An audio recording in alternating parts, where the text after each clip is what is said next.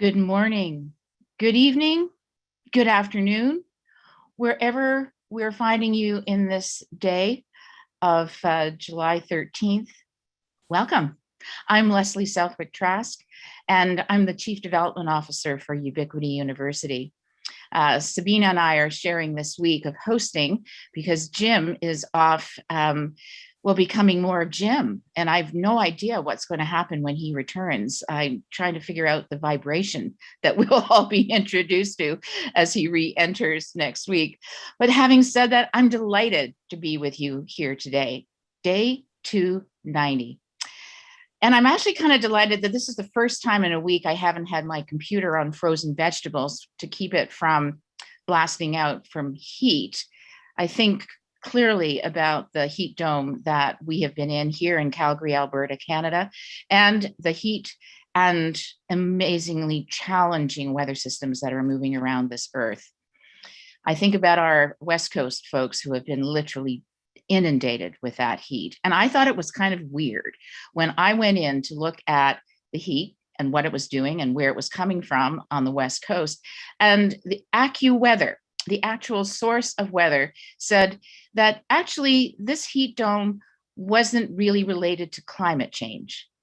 It was related to the drought that had occurred earlier in October and had permeated the system since then. Then I thought, what do you think's causing the drought? I mean, the atmospheric propensity, the carbon dioxide that gets shot from the Earth's atmosphere. I mean, come on, like this is so, sources of information, man, we really have to check them, don't we? So 290, when I get confused like that, I go to numbers. So 290 means the 2 is that we will be facing a dilemma. And the 9 means that we will find it in the golden center. And the 0 means we will begin again. And that's exactly the process I believe we're going to go through in this conversation with this wonderful panel today. But before we do that, see, that was all about my head. Now we got to get into our heart because it always knows what's true. So let's just take a deep breath in and out. And then let's just center on our heart. Feel the resonance with Mother Earth and with one another.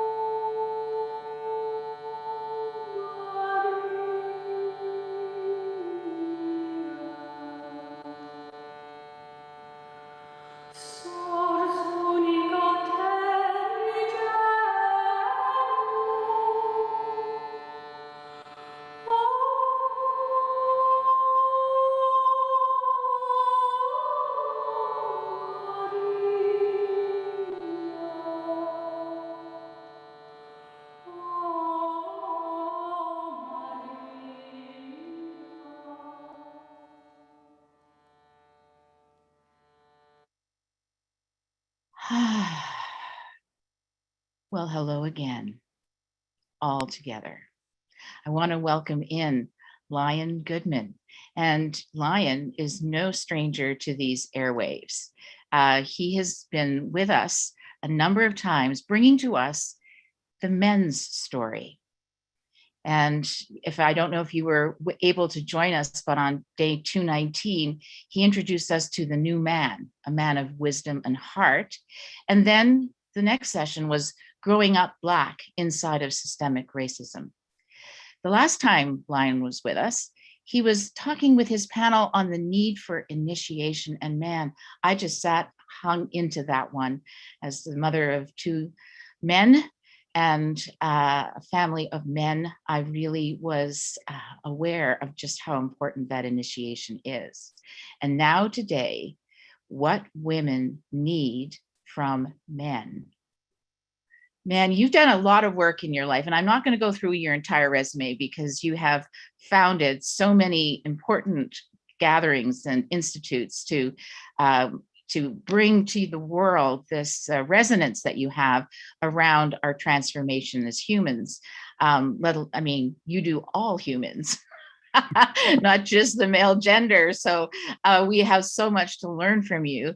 And I was curious, Lion, because our audience may know, I'm heading up with Hilary Van Welter, the Women's Summit, Girl-Driven Solutions, the SDG Makeover. And when I thought about, now, what would happen if we had part of ours, which is, what do men need from women? And I thought, you know what? My first reaction was, we're trying to fight patriarchy. What would we want? But you know what? It would be a really important question. And so hats off to you for this question. And I want to know how you came about thinking about this question and the panel that you've assembled today. Thank you, Leslie. And I do want to acknowledge you for your work on the Women's Summit that's coming up. The Men's Summit, the Women's Summit, we could call it the Human Summit and just get together and not separate them. Basically, when Jim and I were creating the idea of the Men's Summit, we wanted to make sure we were inclusive. We wanted to include all voices, all genders, everything. We wanted everyone's voice because we think everyone's voice is important. And we realized that one of the main groups that men often don't hear from are women. We hear from women in our lives, but we never sit down at a table and say, let's figure this out together. So it was important to include this particular panel. And in the coming Men's Summit coming up in November, we're going to have a larger conversation between men and women and all genders and all backgrounds to talk about the issues that men deal with, including patriarchy. We, as you know well, men have suffered from patriarchy as much as women have. Patriarchy is, a few men at the top and everybody else is under someone else's control or management, or being told what to do, or being sent off to war and being killed in war, being used as cannon fodder, being put in factories and working themselves to death. So it's a human problem. It's not a men's problem or women's problem. So we want to make it really clear that it requires all of us working together to make it work, to make the world work. Beautifully said. And I know that this panel is just the cat's pajamas, whatever that is. So I am going to turn it over to you, Lionel, and I will see you on the other side at the end. Great. To wrap up. Thank you, Leslie. Thank you so much. Welcome to all of you, whether you're joining us here on Zoom or watching on YouTube or on many of the other channels that share Humanity Rising programs. As Leslie said, this is the 290th program that Jim Garrison and Humanity Rising has brought together, which is quite astounding. He started when COVID began, and he just kept going. He kept finding more and more really important and interesting topics. So there's a great library of these conversations that we'll refer you to.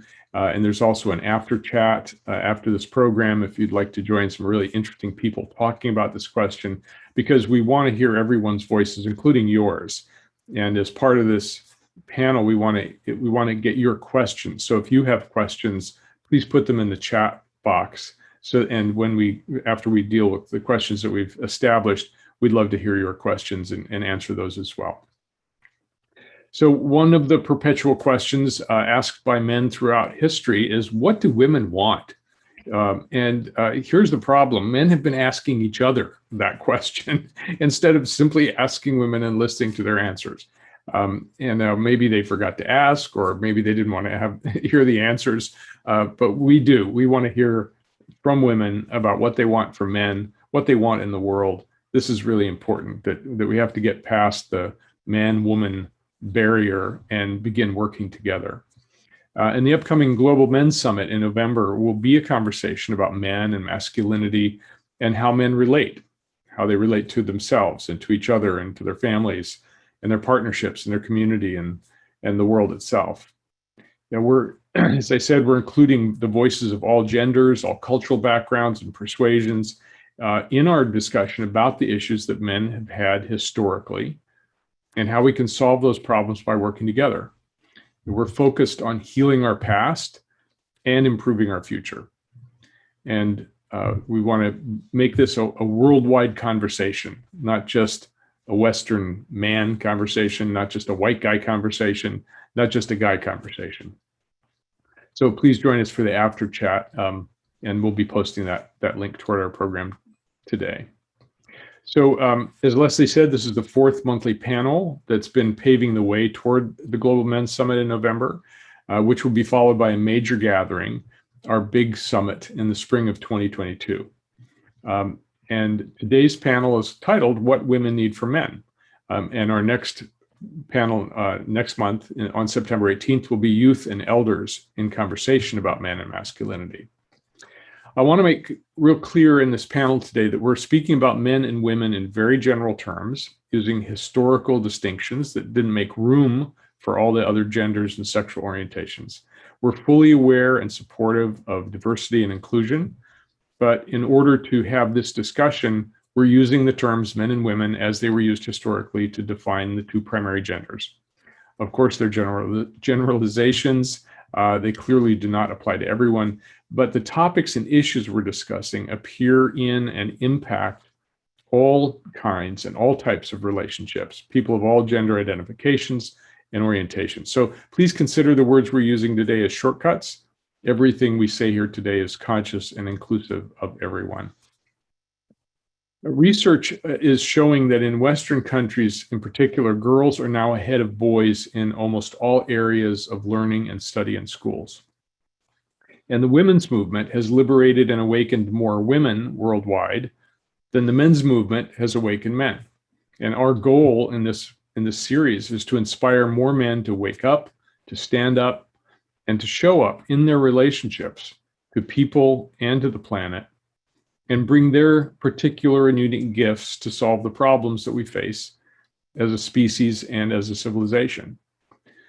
So, what do women need and want from men? Well, as Leslie said so clearly, the world is burning, and there's no time to waste on blame or shame.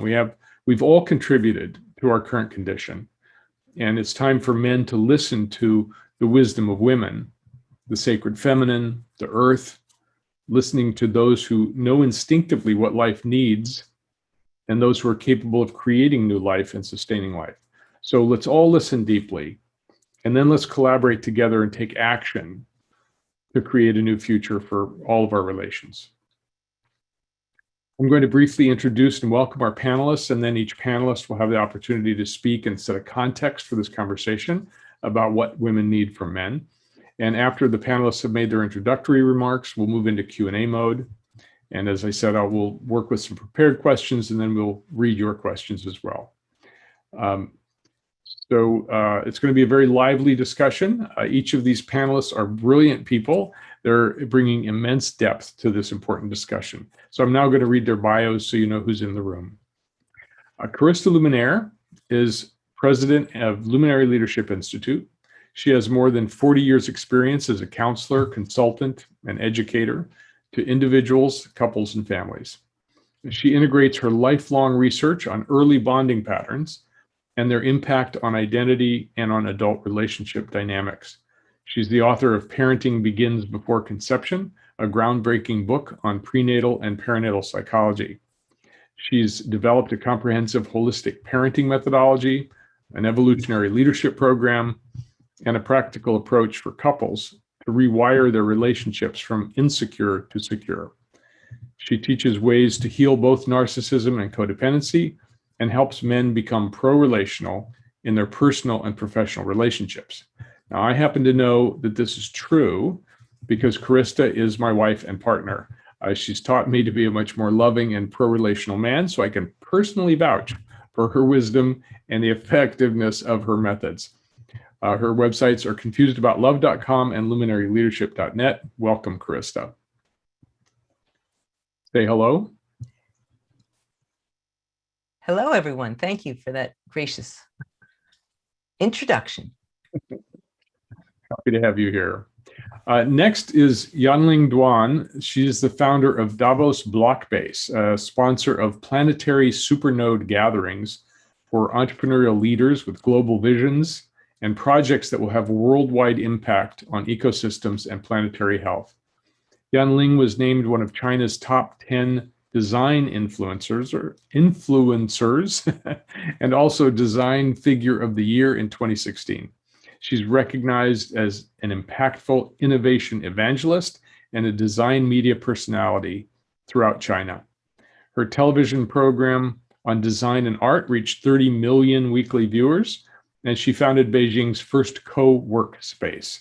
She invests in and supervises social, entrepreneurial, and blockchain ventures globally. Her website is davosblockbase.com. Welcome, Yanling. We're happy to have you join us, and I understand you are in Ibiza today.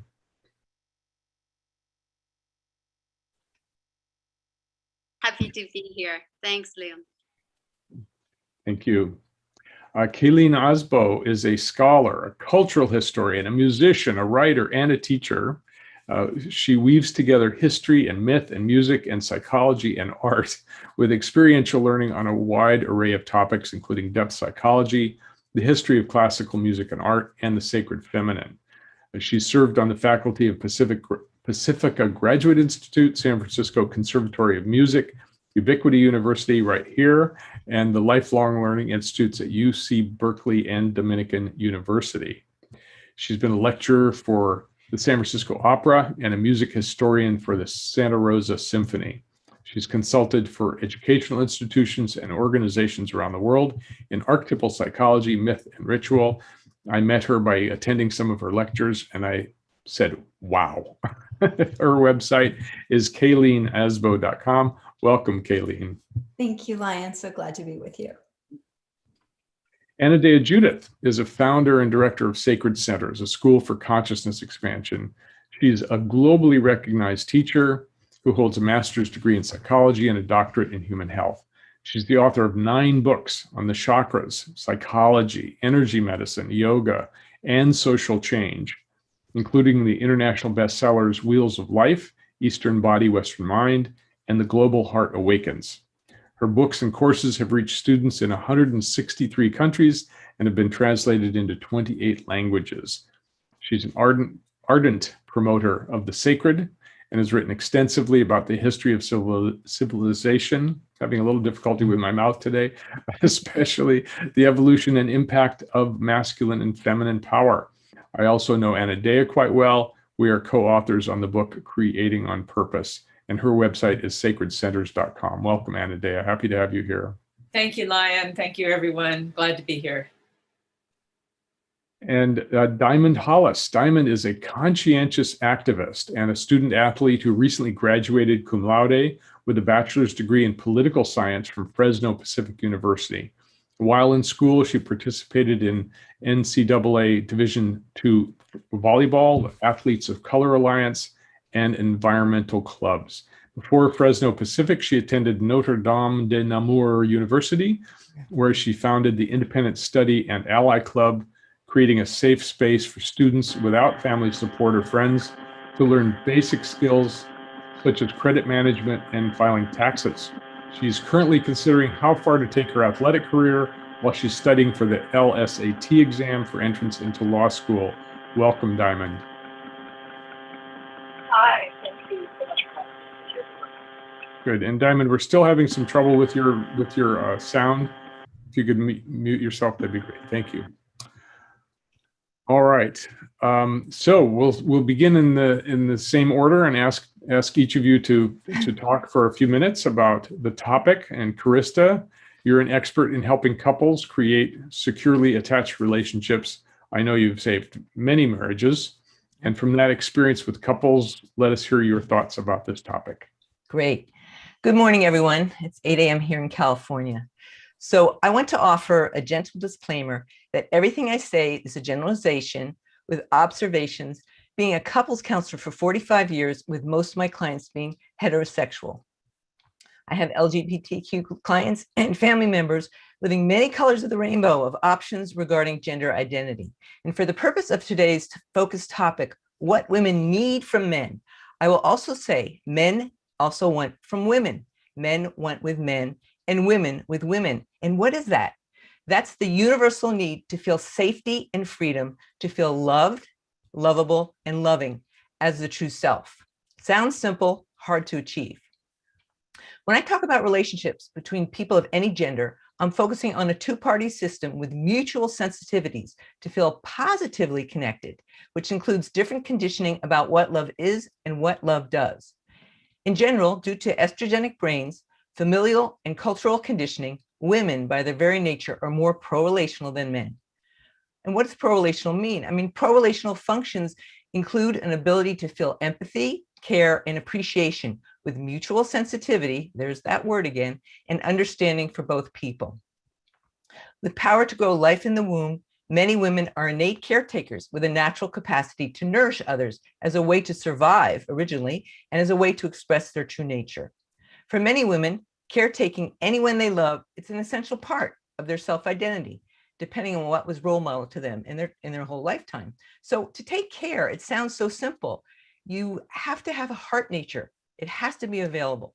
You naturally care about your impact on another person, not just yourself. And in general, women find it easier to lead with that empathy and love because those feelings often come naturally to them, depending on their conditioning. You know, yes, men are naturally empathetic and loving as well. They usually had a primary attachment figure who empowered and nurtured their emotional vulnerability. And some teachings call this the inner feminine nature, found in both men and women, the capacity to be open-hearted. That's really what we're talking about, to express love. That's how we're going to heal this planet. That's how unity happens. And I can simplify the most common complaint from women about men on what I hear from so many decades in my counseling practice. Again, it sounds simple and hard to achieve, that men lack empathy for feelings and often lead with their rational thoughts to fix any unpleasant or threatening behavior they sense in the opposite sex without considering the women's feelings being expressed. That's the number one complaint. You know, I know in the men's movement that a common saying that the longest journey for a man in a lifetime is the 12 inches between his head and his heart. So we must have compassion for that, as women also have that challenge, of course. So I continue to remain curious if this is that, you know, there's an actual gender and hormonal difference that define pro-relational abilities versus non-relational abilities. Or is one's ability to express their unique inner masculine and inner feminine qualities universally available to everyone? So if you reflect on a moment how many men you know who have this innate ability, or really how many men do you know who have an innate ability to respond with those tender, compassionate empathy feelings when a woman feels anxious or threatened by their behavior? So I notice in my clients and myself that many women have no clue how to even empower a man to feel safe to explore his feelings of upset with her without fearing his ineptness, which can sometimes feel emotionally detached or even aggressive. So I find the best way to look at the universal need of most humans is through the attachment approach, which emphasizes secure functioning relationships are best for everyone, even if men and women are biologically and culturally wired differently. So the neuroscience of relationship and attachment research reflects most people thrive when they feel safe and secure in a relationship. It's the difference between relating through a warring brain or a loving brain. I mean, just feel the difference when I say warring brain or loving brain. Which do you prefer to engage in your daily interactions? And which do you prefer to present as? So due to their testosterone brains hardwired for millennium, men by nature tend to saddle up for battle when they feel threatened, even in relationship. Warring brain is their go-to. Women don't usually respond well when threatened by male aggression, verbally or physically. And women certainly defend with verbal aggression in any given relationship. The attachment model helps both sexes find a common language and reality to navigate their core differences when they feel threatened by each other's behavior. It really requires both partners, whatever their sexual orientation, to understand the 4 classic attachment styles. Lion and I often call them the 4 love styles. So I'll give you a very, very essence reflection of each one. Secure attachment carries the core belief, I feel loved and safe with you as a foundational feeling. I trust you're here for me, especially if I need you when I report feeling distressed, especially if you are the cause of my distress. And this leads to shared feelings of harmony, trust, love in any 2-party relationship. Both partners are committed to do their best to create security for each other. In other words, reduce threatening behavior. In contrast to the secure attachment style, there are 3 insecure love styles defining where most people have when triggered or co-triggered. That's when we go into insecurity and reactivity. And we need to know how we set each other off. The first one is insecure, anxious love style. Those are the people of any gender who fear being emotionally or physically abandoned as the dominant concern when triggered. They often behave by provoking, pursuing, or attacking their partner to get the reassurance they will not be left alone. And they're usually the emotional escalators when they trigger. The next common insecure love style is called insecure avoidant. Those are the people of any gender that fear rejection. Because connecting with anyone who's upset with them just feels overwhelming. It floods their capacity to stay engaged. And their behavior is what insecure avoidant label suggests. When they trigger, they ignore, they withdraw, they shut down, often fight through logic and suppression of feelings. Sharing their underbelly feels dangerous and daunting. Guess which sex leads with the avoidant of intimacy response when triggered? It is men. Men are commonly more insecure avoidant, women more insecure anxious, although there are plenty of avoidant women and anxious men. So why does this matter? Each insecure love style has opposite needs when they co-trigger. Thus, an explanation for the endless vicious processing styles of couples, no matter their gender, and also what drives war and a lot of reactivity. Briefly, the third insecure love style is called insecure traumatic love style. The essence of this love style is when 2 partners don't feel safe with each other almost all the time. The dominant way of relating is to protect and hide from the other partner because they feel dangerous or too threatening. There's often unresolved childhood developmental trauma driving these bonding dynamics. And please seek professional help if you're in such a relationship where you feel threatened or unsafe as the chronic feeling. So here's my final reflection. There are general differences between men and women, especially how they react when they are triggered and co-triggered. And what they share is the mutual need to feel loved, respected, and safe, whether they know it or not. Both sexes are confused how to love for various reasons. That confusion becomes irrelevant if you find a partner who is compatible for you to learn how to love wisely as a team. Of course, these principles relate to any relationship, parent, children, teacher, student, colleagues. When threatening behavior is addressed and minimized, feeling secure is a universal need beyond gender. Everyone thrives when they feel loved, seen, and heard for their true self. Thank you.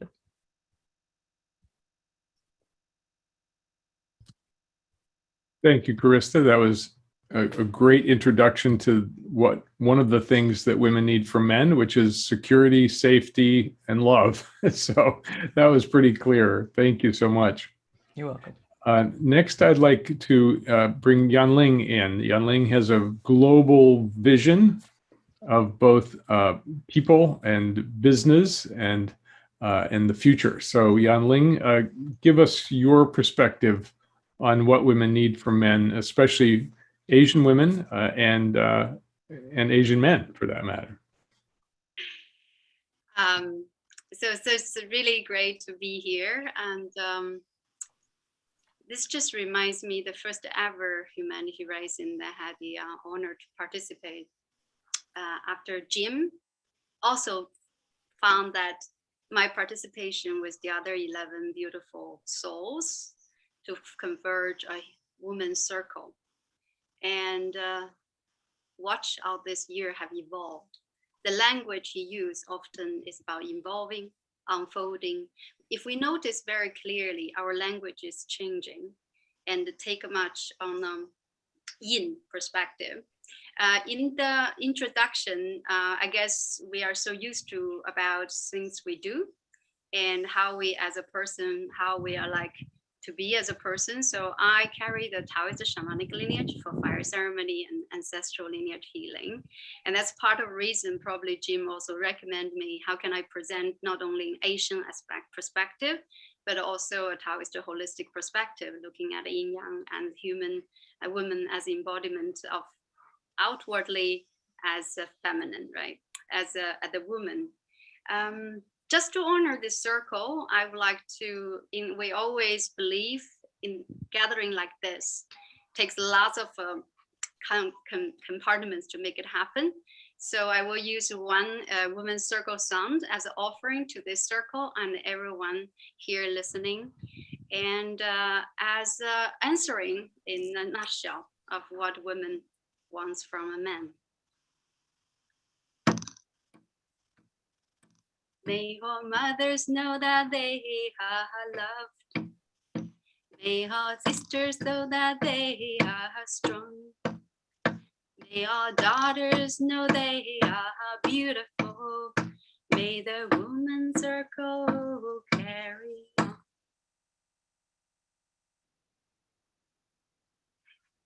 In our tradition, obviously we express as a female form and woman, but we ultimately, in every practice, we search this inner alchemy of balance and really become one within ourselves.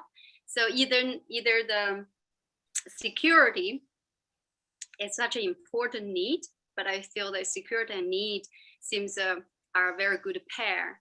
But the danger, if we mention about needs, fear, and desire, and seems that we're still in a rather traditional framework of how life of dynamics between men and women is.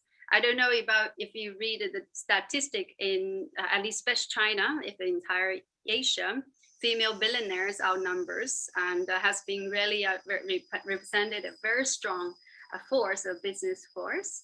And since my mother already quite a leader in my household, I never understood the need from a woman to a man.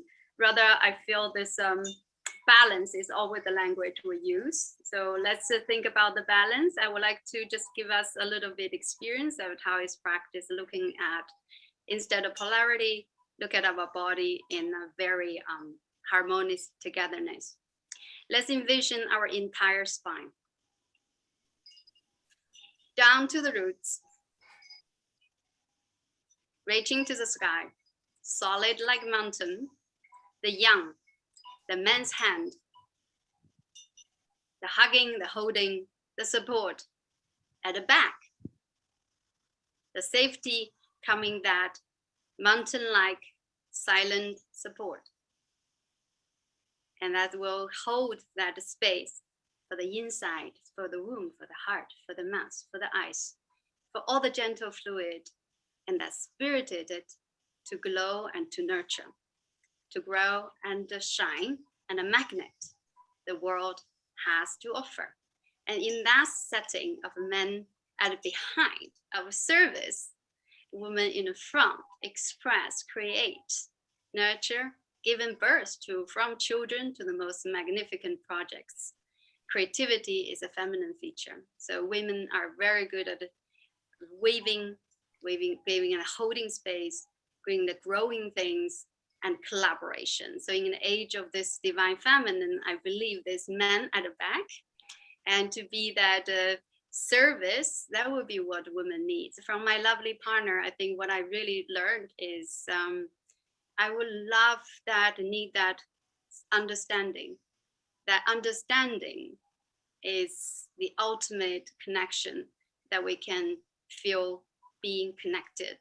And since everything is in everything holistically, we believe, so always love.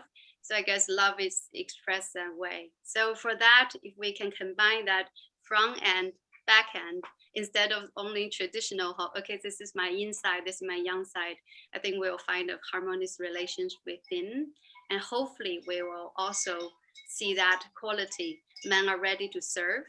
Men is ready to pave the ground, do the solid work, and really nurture, support all the women to shine, to create, and to be the voice, and to really reaching out to the new world. I think that's what women need collectively in our new world.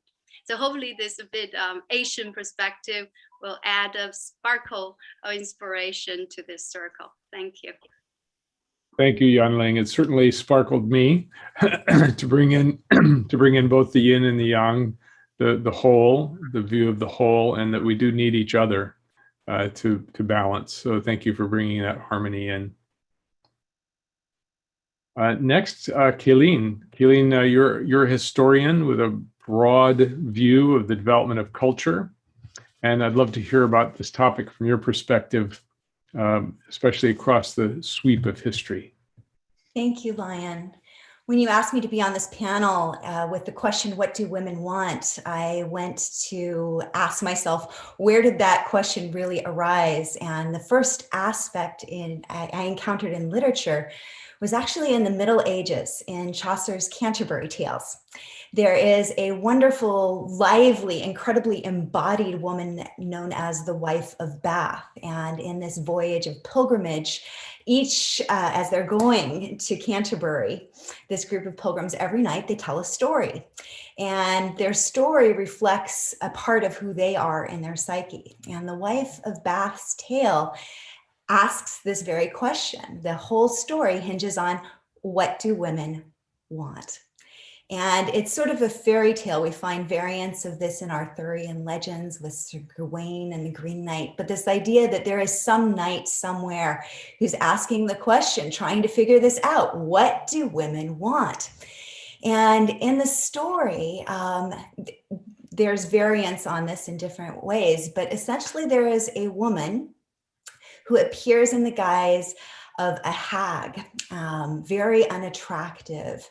And then when the knight has to marry her, he goes in to, quote, do his business on the wedding night, and he finds that, lo and behold, she's been transformed into this beautiful, desirous maiden. And it turns out that there is a curse. And the whole hinge of what women want is they want sovereignty. They want freedom. And she gives him the choice. You can have me beautiful by day, or you can have me beautiful at night, all by yourself. So in other words, socially acceptable, or here for the privacy. And in variants of this, you can have me beautiful or you can have me loyal. But when the knight says, it is up to you, it is your life, it is your body, you can choose, the curse is broken. The spell is broken. And I think that is at the heart of so much of this quest. If we look historically and culturally across the centuries, the quest has been for women to have sovereignty. I was astonished to realize it was only in 1848 in this country that women could own property for the first time. So up until our grandmothers, our great-grandmothers, when there was no access to education, where there was not the right to vote, where you could not even own your own home, what women desperately needed from men was a roof over their heads, economic survival, and children. That has changed. And now there's the question of, what do women want in our time? And yet, to go back to what Carista said, over the whole swath of history, the best relationships have been ones in which there has been safety, there has been attachment, there has been the element to bring in what Yanling said about creativity. It's the combination of connection and creativity. And when we bring those two things together from a Jungian depth psychology, we are balancing the masculine and the feminine within us. And the end result will be an outpouring for both men and women of fecundity. And so what I have loved in my career is to look at the partnership models, different kinds of partnership models, where you had an emotionally intimate connection that resulted in creativity on the parts of both people. And that can take some very different forms, some fascinating forms in different ways that may not be socially acceptable at the time. This next Saturday, I'm teaching about the artist Gustav Klimt and his life companion, the feminist and dress designer Emily Fleuge. And you see that their relationship coming together is what resulted in that famous painting of The Kiss that's so celebrated. It was an explosion of creativity for both parties. If we look historically at another a great figure, Lou Andreas Salome, and her partnership that evolved over time with the poet Rilke, there was an explosion of creativity with both of them. At Clara Schumann and Brahms, and at different key moments throughout history, we've had people come together with these elements. The respect, the safety, yes, the emotional connection, the willingness to be vulnerable, to create a cocoon of safety in which both people can emerge out of the chrysalis of their life and become the beautiful butterflies that they have as the seed of potential within. And so much of that is connecting the upper and the lower, the inner and the outer. My dissertation was on Mary Magdalene, and one of the words that was used in the Nag Hammadi text to describe her is anthropos, meaning fully human. The integration. I listened to your last panel, and at the end of that, Lion, one of the things that Jim said is that women have been having to push the boundaries for the outer world, to go into the outer world, to have that meet them and give them opportunity and safety and freedom. And men's journey is the journey inward. And to bring those two things together in alignment, in partnership. My word for what I would want from men in all kinds of different relationships is to stand shoulder to shoulder as allies, bringing all of our gifts together, fusing our heads and our hearts, inner contemplation and outer action, with our hands out in service of the world.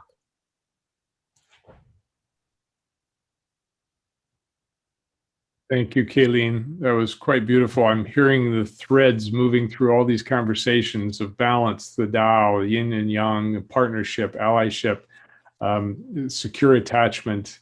And this is an important answer to the question. I hope we have millions of men listening to this. And we're going to promote the heck out of this during this kind of conversation during the upcoming Men's Summit. So thank you. So let's see, who's next? So Anadea, you've written about the chakras extensively, and you've said that they represent not only the energy centers in the body, the traditional view of them, but also stages of development in human evolution across civilizations. So what are your thoughts about this topic of men and women and what they need and want from each other?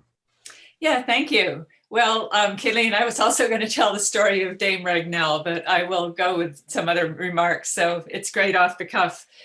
Yeah, I've written a lot about the valences of masculine and feminine at different stages of history and how we got to where we are now and even how to better understand where we are now. And I'm going to start where we are now and then go back with a sign that was held at a demonstration outside of Poland from Greenpeace saying normal was a crisis.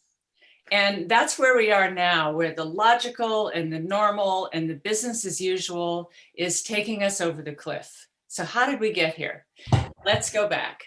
So if you take the model of an individual human development, being born as a baby, going through toddlerhood, early childhood, coming to be a teenager, growing up, and you map that onto human history, you see that in our earliest development, our infancy, we were cradled in the breast of the mother. We were living in nature. There was a kind of seamless fusion, if you will, between humans and nature.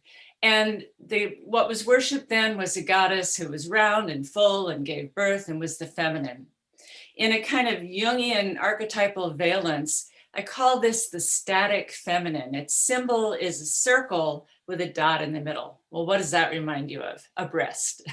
The mother is the center for the infant, and the infant can't go very far away from her and still survive. So it's safe, it's secure, it's abundant, but it's limited. An infant can't do very much on their own. But the infant nourishes on the breast and grows up and then comes into the terrible twos, the differentiation, the no, the me, the mine. This is known as the dynamic masculine. So it's opposite the static feminine in every way. And what it does is it pushes against the mother. If the symbol for the static feminine is a circle with a dot, the symbol of the dynamic masculine is an arrow coming out of the circle. That's the symbol for the male. And that's going out in an unlimited direction, linear, out from that static circle, breaking that. But this was a period of violent overthrow of the goddess cultures, a lot of war, a lot of domination. The masculine was still immature. A terrible 2-year-old is still immature. And so they're just going through their differentiation. Well, after that stage, the next stage is once the masculine seizes power and the feminine is subdued, the masculine wants to hold that power. How do they do it? Through law and order, through reason and logic, through science. And this is known as the static masculine, whose symbol is the cross. The cross has a center. It separates above from below. It separates rational from irrational or intuitive, masculine from feminine. It makes separations and distinctions and laws and very much, our science and our academia and our Newtonian physics. And that stabilized after all the violent overthrow, it stabilized society. But like the static feminine, it was static. It was stuck in stasis, and the men had to hold everything strong. And we're stuck in that in a dynamic living system. And right now, that dynamic living system is breaking through. So the next stage is the dynamic feminine. Now we have all four: static feminine, dynamic masculine, static masculine, dynamic feminine. The symbol of the dynamic feminine is a spiral. It starts in the center of the cross. It breaks down the arms of the cross and it spirals out. It's no longer linear. Think spiral dynamics. Think non-linear science. Think celebration. Think raves. Think emotions. Think creativity. Think celebration of sexuality. These are the things the dynamic feminine brings back. Now, all four of these stages are necessary and they need to be in balance. They all have their shadow, they all have their light. They're not about, women dominating men in the dynamic feminine. It's all inclusive, but when we have that, we have all four. So what do women want? How does this come into that? So in a world where we have had the static masculine that is breaking down, that is reasonable and logical, women need permission to be unreasonable. At times, what is coming through us in reaction to a reasonable system that is destroying our world may sound unreasonable, but we need to have that voice. We need to have our sovereignty, as Kayleen said in the Dame Ragnell story. We need to have our sovereignty. We need to have our voice. We need to be in dialogue with men. We need to be included in the conversation and our ideas considered, even though they may sound a bit unreasonable. And so I'll leave it at that. Thank you, Anadea. That was a great historical view, and I appreciate your wisdom in this regard, and especially how unreasonable you are. At times. Thank you for your unreasonable position about men, because you're right, we are too reasonable, much too reasonable. Thank you. Diamond, you have the privilege of youth, which none of us have. We had it at one time, but we lost it along the way. You've grown up with a very different perspective than we did, a different consciousness than we did. And we'd love to hear your perspective as a representative of Gen Z, those who have gained a very different view on topics such as gender and race and identity. So what can you share with us? Hi everyone. I would say that the number one thing that we need and want is this understanding between everyone. And I say everyone because I mean everyone. I feel that we are going about this question of how to ultimately attain this just society between skin tones and genders and identities and all of these other things. And I think it starts with being able to understand where the other person is coming from.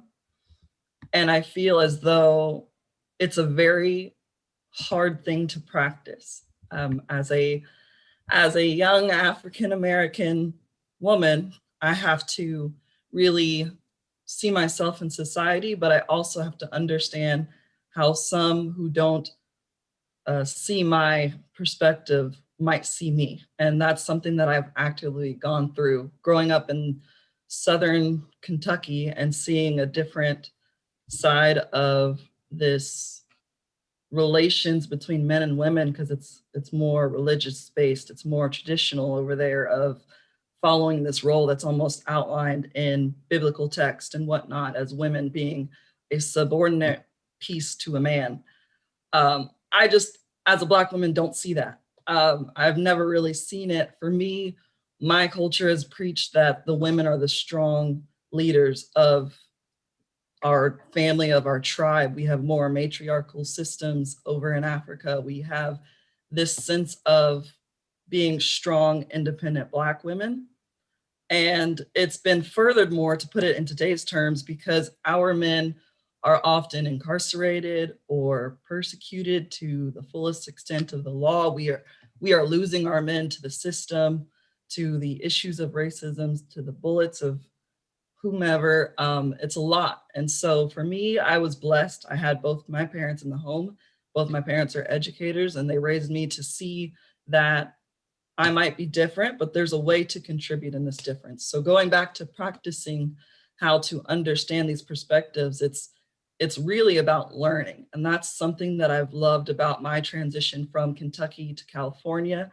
I left when I was 16, and I saw this huge culture shock of, yes, ma'am, no, sir, to, oh, this is how I identify, and this is how I'd like you to address me.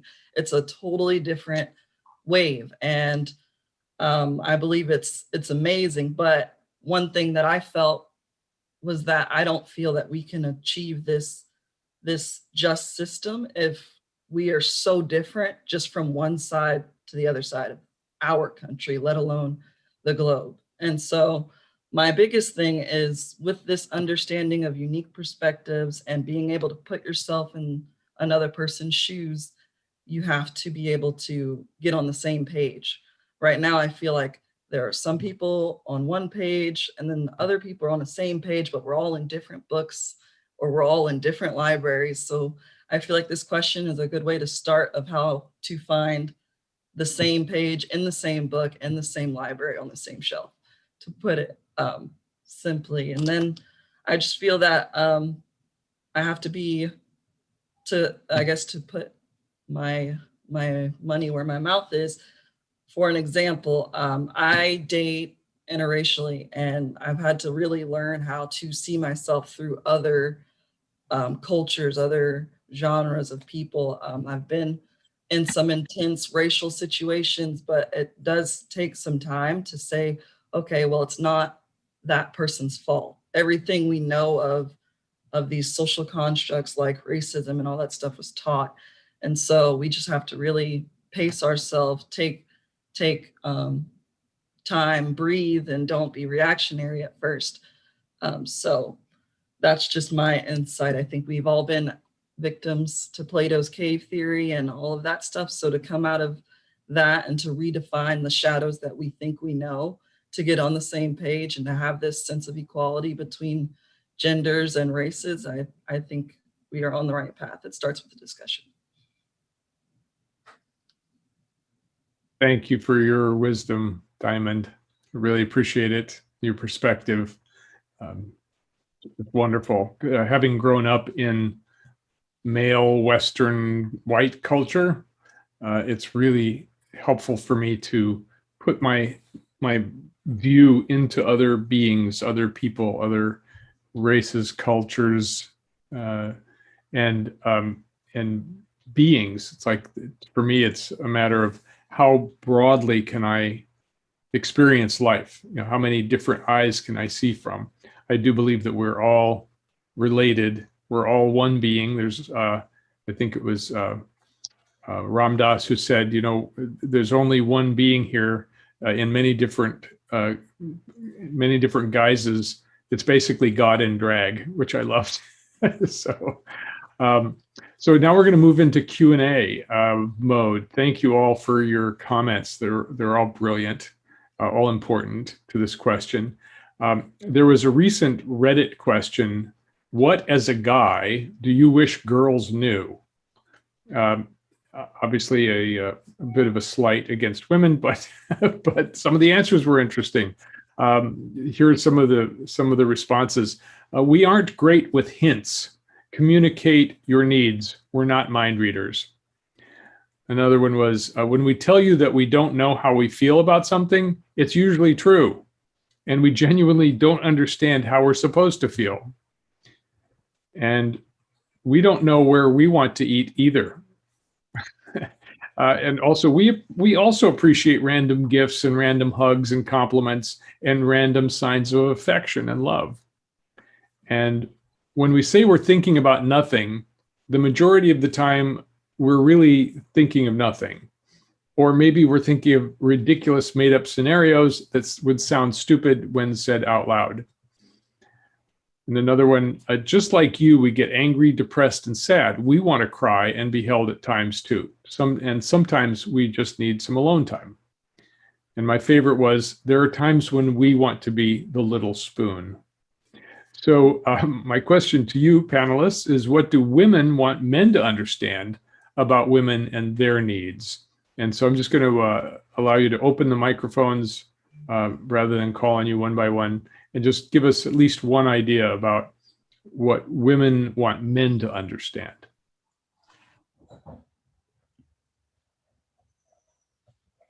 Well, I'll start just with the neuroscience. It's one can't argue with the brain. It's actually for all people, is that we all can open and be loving and understanding and connect in a positive way when we feel respected, safe, and secure. Because when the brain feels frightened, it will go into fight or flight, which are those triggered states. And the heart cannot stay open when it feels frightened. So it's in everyone's best interest to really focus on learning how to really care for each other. It sounds so simple, and it's very difficult to really have a listening ear, and that both parties need to be loved and cherished. Thank you. That is certainly true for everyone. Who else? Well, I'll dive in. Going on the piggyback of being unreasonable, I think that has a tendency to frighten men when women are in their emotions or they're in their unreasonableness. And what I would say is, we're not out to get you. We're not out to do something to you. We're not going to leave you because of it. We are just frustrated because we've been held down so long, and we want our voice to be heard. We want a place at the table. We want some equality. And we're not against you. We love you. We appreciate you. We want to be in partnership with you, but we want to be in equal partnership. Beautiful. Who else?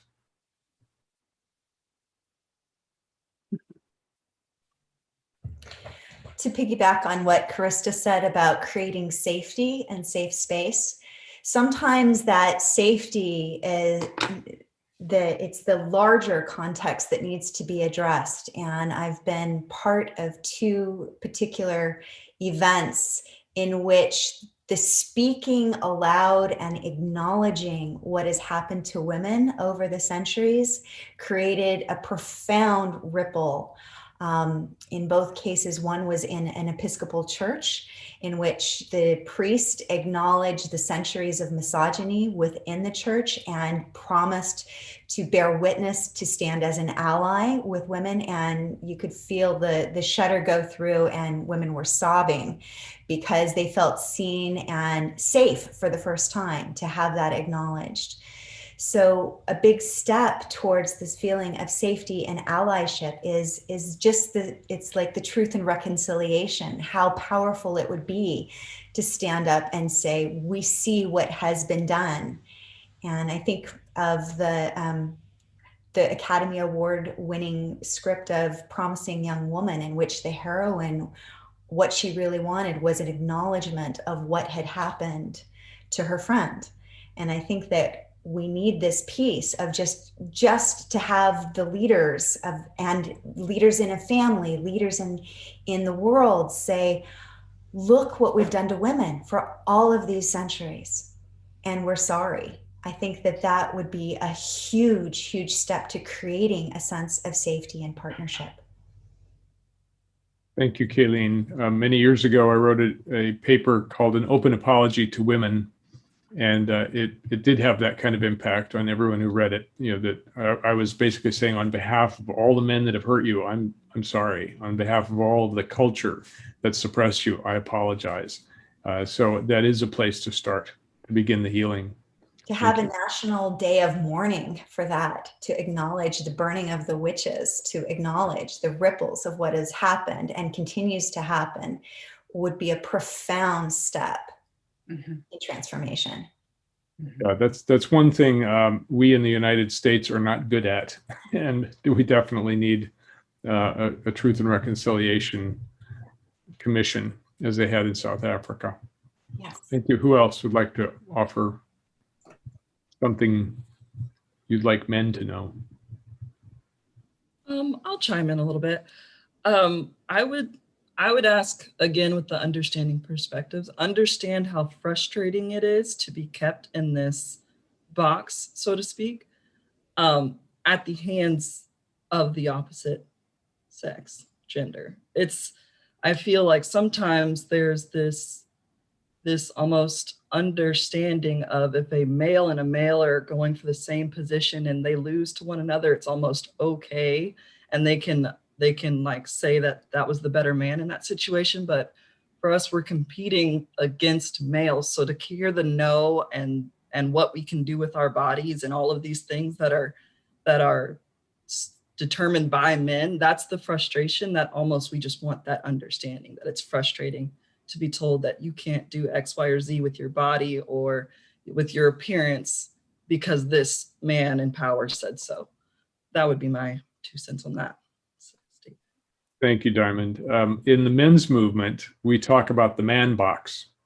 And the man box is the box that boys need to adjust to. Don't cry, don't show emotion, don't be vulnerable, be strong, don't be too close to people. So boys are taught how to be in the man box as women are taught how to be in the women box. And it's a problem for both genders, for sure. Thank you. Who else? Please, Yanling. Here, and probably I can pick up in a joking sense. It's many times when we're in a meetings, you found you are very few women and lots of gentlemen. And then after a very easy meeting, I was always told that, wow, that you probably have been a little bit intimidating. So my jokes for the general social cultural of business culture, I think, is don't be afraid of women. Don't be afraid of women that as just trying to embody a position that express certain masculine quality. But it just in that situation, it has never been, it's like not knowing your place. This is, I think, seriously one issue with many people that are facing and have been judged because they active aggressive or something out of that lens. And yesterday we were invited to a very interesting dinner party in Ibiza. From the high class, they even divide men or women into decompartments because we will have different conversation. And I found that so last millennium. And it was almost like laughing. So for me, my general calling and need for women, for men globally, is wake up, is to be step into the true awakening that there's all this ridiculous social programming has to be gone. And of course, we talk about we cannot let the past, the healing has to be going through, but the most efficient way is to take off the shackle and take off that programming. Men should be this, women should be that. Who says so? The last one to compete about the word compete. Language is being misused and misinterpreted. Compete in Greece, it means we being together and trying to be better. And we are side by side because we compete, we can become better version of ourselves, never about the others. So women can define competition in a much more feminine and inclusive way. So wake up is the essence calling, I would say, the need. Thank you. Good call. A good call to everyone, both men and women. Yeah. You actually stimulated my next question, which is, how is women's power different than men's power? And what do men have to learn about women's power and how they express that power in order to make room for your expression, your full expression? So again, please feel free to just unmute yourself and share your wisdom. I think that there's a big difference between power that is assumed and power that has to be gained. And this comes into the male women. It certainly comes into racism. When there is just, you grow up with an assumption of power and privilege, that is just an assumption that you have. And you just say, well, this is the way it is. And again, someone that breaks against that can be threatening. But when women have been, sort of won down, and men might not think of us that way, but we have felt that way, we have to fight for power from underneath. And our tactics may not be as functional, they may not be as effective, they may be going this way and then going that way, because we haven't had that platform to just step out and have space. I know in so many panels even, especially when I'm on with men, given so little time to speak and so much to say, and then the men ramble on forever. And, there's just all these ways that we're trying to break in to just have equality. And I think it's, the same way with racism is like the privilege, and then having to come from down under and break through all that to be heard, to be seen for the individual that you are. We need to make some space for that, because really women don't want power over men.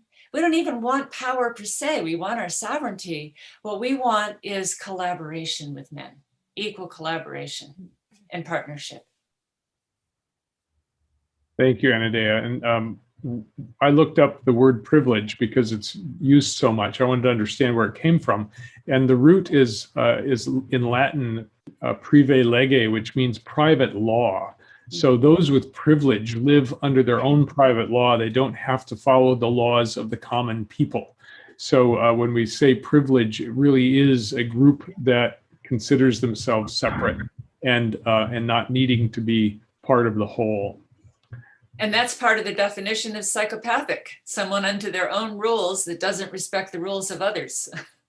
Well said. Well, along that line, what Anadea just said has inspired me to say that my study of power is really, I make it very practical. It's the understanding of how we express our virtues. And there's hundreds and hundreds of virtues. There's three primary virtues, really, which is how we express our emotions, our heart nature, our love nature. And love is a power. How we express our mind, our thoughts, that's the wisdom nature, the wisdom virtues. And how we express our activity into the world, our creativity, and that's the will virtues. So I would say that women are ahead in their capacity to express love, the power of love, which is understanding and cooperation, collaboration, appreciation. And that's where men need to be empowered to learn how to express their feelings, because love is a feeling. And so if you think about the love, wisdom, and will powers as the primary virtues of power, think about World War II, Hitler. He was a magician with his wisdom powers and his will powers, but he lacked his capacity to have love integrated with those two powers. And therefore, wisdom and will without love is very destructive. Love and wisdom without will, you can't manifest what you're feeling and thinking. And, and if you look at love and will without wisdom, there's no discernment, and one can often express in ways that are not very clear. So the power of virtue is really where I find humanity can join in right use of power. Thank you. Because you add virtue, can I chip in? So if you would just use the two word, again, offer the other Asian lens, if there's any of value here, is just virtue in Tao Te Ching means that's the feminine virtue. And the intelligence or the nature intelligence, ultimate intelligence is the Tao, right? So without the virtue, and that the intelligence can go overpowering and tilted, so the imbalance occur. So the essence of balance, you always need that virtue be the core anchoring pole. So feminine to be the anchoring pole that to support the power. So in that together, intelligence and virtue together, we consider as power. It's not a tainted idea about power, struggle power, rather it's a force of nature, something we really revere and something we really embody ourselves. So I see power as quite a positive word because that, so, but virtue and the feminine essence should be that foundation, and should be that like a curbing force to that wild horse of intelligence of brain and mind power. It would be very good to have masculine power be grounded by feminine wisdom and heart. Thank you. Who else?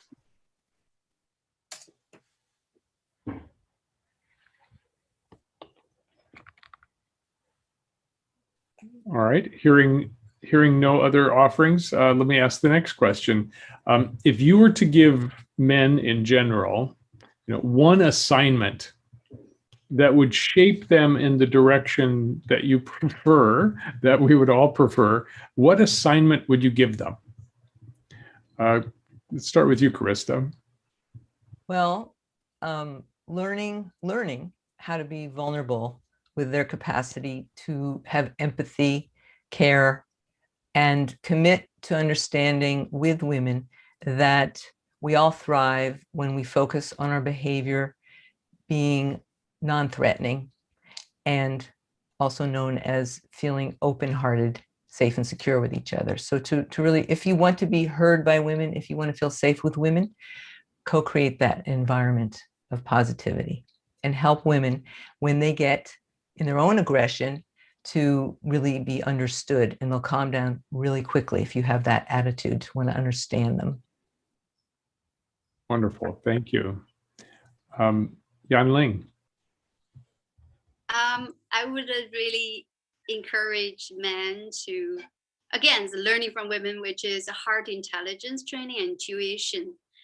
This sharpening intuition, that would be the most important skills, future-proof skills and capacity that can connect with women the best, and also really tap into the nature, and that's tap into this really changeable time much better.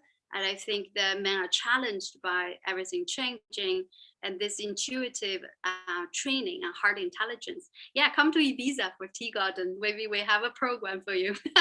Basically, intuition training. Yeah. Beautiful. Thank you. Diamond.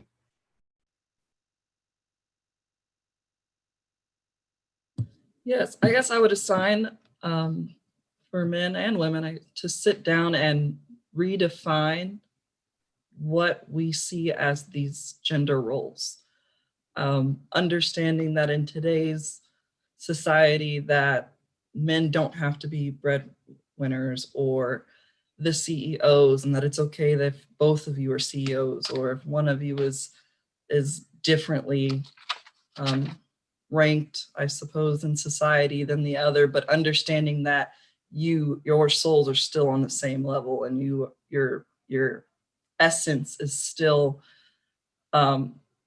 based on love and rooted in love. Understanding that a woman clawing her way up the ranks and into power might do so and be emotional about it, but that's not something to fear or be intimidated by. It's not, for me, it's not me being an angry Black woman or a overly dramatic Black woman. It's me communicating to you that this is a messed up situation, but I'm still getting through it. Just understanding that and redefining what it means to be a man versus a woman, or a man and a woman in society. And then once we can redefine those social constructs, these roles, then we can go from there on bridging that gender gap.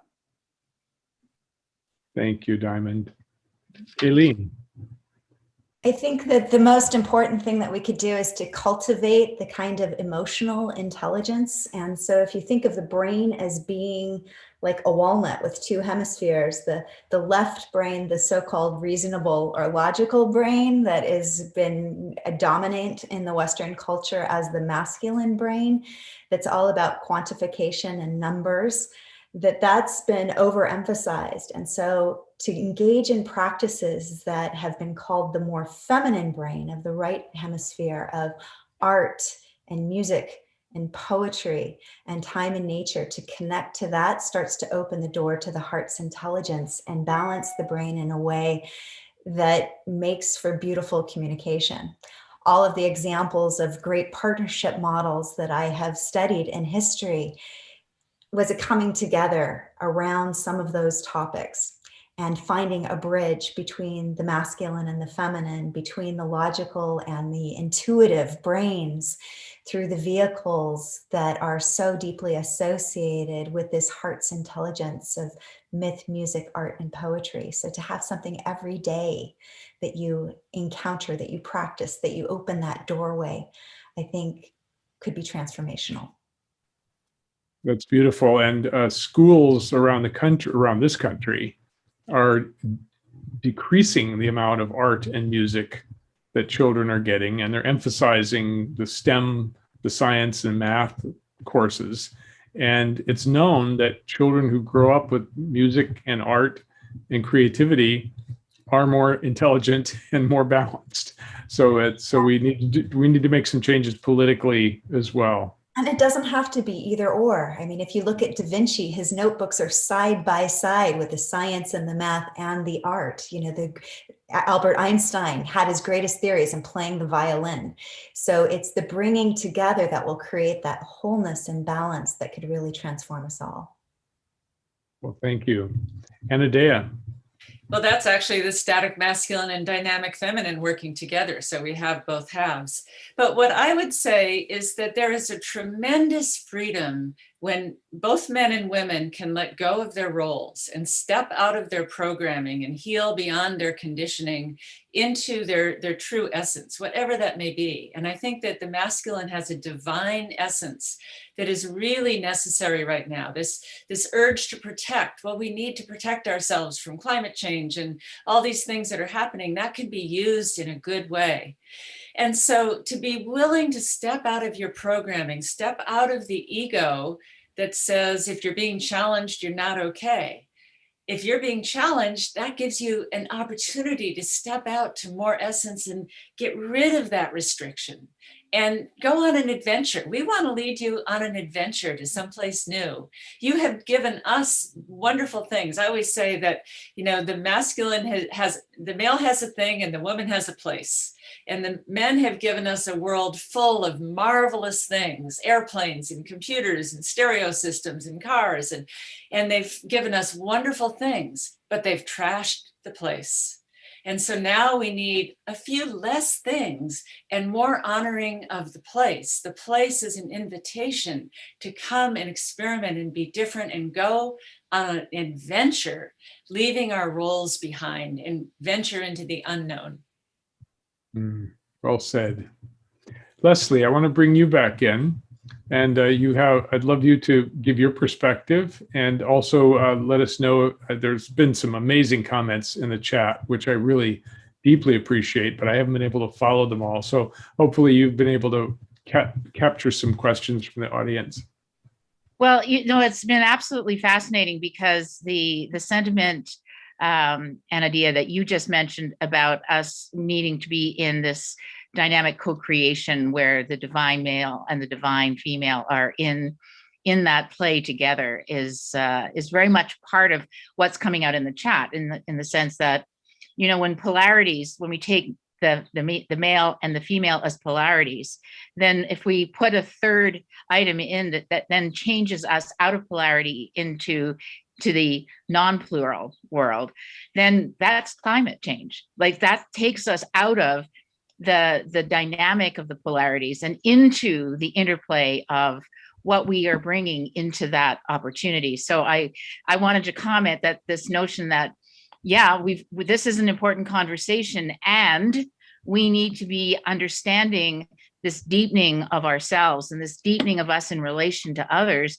in order to have the wherewithal to do the work that's right now in front of us to do as a human species. So I just wanted to tie that piece in.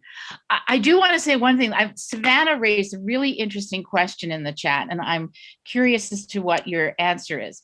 Her observation was that men in the mating game, so when they're in the pursuit of a woman, they appear to be that secure attachment style. They're looking for this relationship. They're looking for love. They're very expressive in how they love. And then it seems that when they have the relationship, like when it's established, it's like, okay, that's done. Now I can go and just do my thing. And I actually can be part of this, this kind of static nature. And I will react with one of the, I think you suggest the insecure love styles when I'm challenged about the fact that I'm not showing up in the way that I initially showed up in the relationship. So I'm curious, from those of you in relationships and those who work with those in relationships, is this a pattern? And part of it, just so I want to note, part of it is about male privilege. I mean, part of that is about, okay, now I've got you, you're now mine. I can now just sit back and enjoy the ride. I'm curious, she was raising this question. What's your response to that? Well, I'll begin being the male on the panel. It's taken me decades to learn how to be pro-relational. And all of the women I've been involved with in my past have taught me to be more pro-relational, less egotistical, smarter, not being a blockhead so much, being more sensitive, not insensitive. So this is a long learning journey for men, primarily because of our socialization and our biology and our culture and the cultural programming that we get and the man box that we get pushed into. So this is an educational problem as much as a gender problem. Everything that's been said here today is really about awakening men and women to a broader view of who we are as spiritual beings, not just bodies, that we're part of one essence, that we need to work together as particles in a larger organism to create beauty and to stop the destruction. So men are badly programmed, I'll put it that way. And now I'd love to hear from others. Well, you described kind of that classic avoidant masculine, which I would say from my own anecdotal observation of 45 years working with couples and men's groups and women, that 8 out of 10, when triggered, men don't know how to stay in that vulnerable, mutual understanding, pro-relational behavior. Women also can get very aggressive. I mean, what's threatening behavior? When we aggress each other. So I would say to women in particular, men and women, or any combinations of two-party systems, if you want to thrive, make sure that you actually, in your interviewing process, you don't get caught in the idealization, the glamour of the beauty and all the, the light of the other person. It's truly part of their essence. But I always say, if someone's excited about being in a relationship, talk to me in 6 months, then live with the person for a year, and then talk to me and tell me how compatible you are. Because it's really about not just bringing out the true self in each other, which is critical. It's also helping each other heal. these reactive patterns. So each party has to be invested in learning how to be in secure functioning. They have to both want to learn how to be caring, how to be loving. I remember when I first started dating Lion, and I was kind of checking him out, like, what's your capacity to love when triggered, to repair, to own your own reactivity? And I also had to make the same commitment. And he told me he really was a little bit, under less skilled in the caring department. When he got triggered, he would shut down, go into avoidant. He warned me. And part of my interviewing process was, I need to know that you want to self-manage and learn how to be more caring. And that was the commitment he made. It came from within him, and then he did the work. And so every time we get triggered and he'd disappear in his avoidance style, I'd go more into my anxious style. He would practice coming back to care as soon as possible. And that's really what gave me the sense that this is a guy worth investing in. He wants to learn how to rewire himself. And anyone can learn that, no matter their traumatic background. Marista's being kind. What I actually said to her is, I'm not a caring person. That was when highly triggered. You're a highly caring person when you're not triggered. I was trying to tell the truth. Oh, who else would like to share? Repeat the question again as succinctly as possible. It's around the mating cycle of attraction showing up a certain way. Then once established, the relationship is in a maturity stage. And in terms of the male reaction, the observation was that he believes that this is done. It's fixed, it's good. And then moves into a state of complacency. Yeah, that reminds me of what I was going to say. I think that one aspect of being in relationship together is we're here to help each other grow up. In this childhood developmental schema I talked about, we're coming into the heart. The heart is the union of masculine and feminine, the union of above and below, the balance of the archetypes. And that is our maturing, that we're going through a rite of passage from our adolescence, where, at adolescence, boys and girls that have played separately, they start to look at each other and go, oh, you're pretty cute. But they don't really know how to relate. And through the process of many relationships, most of them failed, we learn how to relate. And that is part of the growing up. So I think men and women are here to help each other grow up, and to grow up in different ways, to get beyond our ego. And often men are here to help women grow up into the outer world, that we don't know how to handle the world of finance and the world of business and technology and things. And we need help coming out of our little girl place, and men need help coming out of their ego place, that you're not going to be devastated if your false self is pointed out, so that your real self can emerge. So I think we're just here to help each other grow up. And that takes compassion and forgiveness and, comforting and healing and making the little child inside feel safe. And that's all been iterated here. And that's how we grow up. Diamond, do you have a thought about this too? Thanks, Anadia. I do. I think, once again, you also, with this idea of him showing up one way and then changing after it's attained, or I always joked with my mom about this, about how they play their cards until they win the game and then they never sit at the table again. But I think you have to also, when you're working in that relationship and that partnership, you have to know your partner, and look at how he showed up and what he's doing now, and find what's similar. And I believe Krista mentioned it earlier, there are these love languages, and they can differ between. So I know for my love language is words of affirmation and quality time, and I will make you feel so secure. I make my partner all the time feel so secure with my words. And he is a gestures and quality time type of person. So sometimes I'm like, let's talk about it. But I know he won't. I won't say he won't know how to talk about it, but he doesn't feel as comfortable talking about it. But there's times where he'll show up and it's like, oh, don't worry about the dishes tonight. Like, I'll do them. And it's like, it's those little things of understanding that that's his way of telling me, we are fine. Like, I've got your back. And he knows I've got his back with words. I mean, I'll just say it.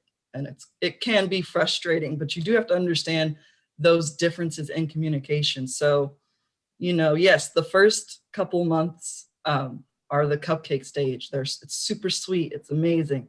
And to work your way through these stages of cake, so to speak, to get up to a wedding cake or to get up to the more sophisticated cake, so to speak, in your relationship, you do have to like notice those little things. And I think it's all in the little things that you can work with your partner to say, I understand that this is your way of communicating. I might not like it and I might not prefer it at this moment in time, but knowing that and then having it reciprocated, that understanding between you and your partner. So there are times where he'll sit down and he'll be like, let's talk about it. And yes, he might have to grab, a little stress ball or something, but he does understand that if I need to talk, I'm gonna talk. And so there's times where we both understand that, and there's times where I'm like, okay, I'm gonna leave you alone. You're in your mode. So just understanding your partner, and I think when you understand them, that's when the relationship,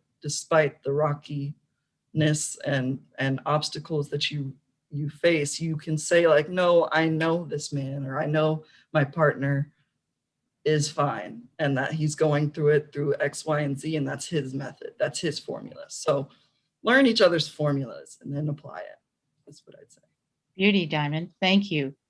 Well, I want to say a deep gratitude. Is there anyone else who wanted to give voice before I wrap this up? Everyone's had beautiful voice. I'd like to just say that to simplify my understanding of how women and men can meet in the middle path as partners is to really commit to healing each other rather than hurting each other. And that becomes the inner compass every moment, how we relate to each other. And if we hurt each other, then repair it and heal together. Yeah. And, my observation is that if we are really doing the work that we're here to do in 2021, which is healing ourselves to our greatest potential, so that we're ready to do the really tough work that's ahead of us and birth a new type of civilization, we have to face some pretty uncomfortable truths about ourselves. And in my particular case, I'm a boomer, and my relationships with men are in the boomer category in terms of age. And I will tell you that there is a deep systemic racism and sexism in that generation. When I compare it to my millennial children or to the Gen Zs that I work with. And so, it's how we are ready to heal parts of ourselves that we didn't even know we needed to even look at. These are the things that I find the most important in a relationship and the most necessary in order for us to be together as we face the changing world stage, that we have to be at our best selves for what's about to come. And if we found that person or those people or that circle to be with each other in this work, then we are going to be able to do this. If we keep ourselves isolated and in some way, in that dualism of male, female, and the programs that we've been in, we have no hope. There is no chance. So this is seriously, this is an important medicine that you have brought to us today. And I say, Lion, you did a fabulous job in deep listening, in reflecting back. I would be I'd have to be a little bit tongue in cheek and say, Carista's done a great job, which is a really sexist, that's a female sexist statement, and I'm going to own it. But I want to just look at each of you. Diamond, thank you. Carista, thank you. Yang Ling, thank you.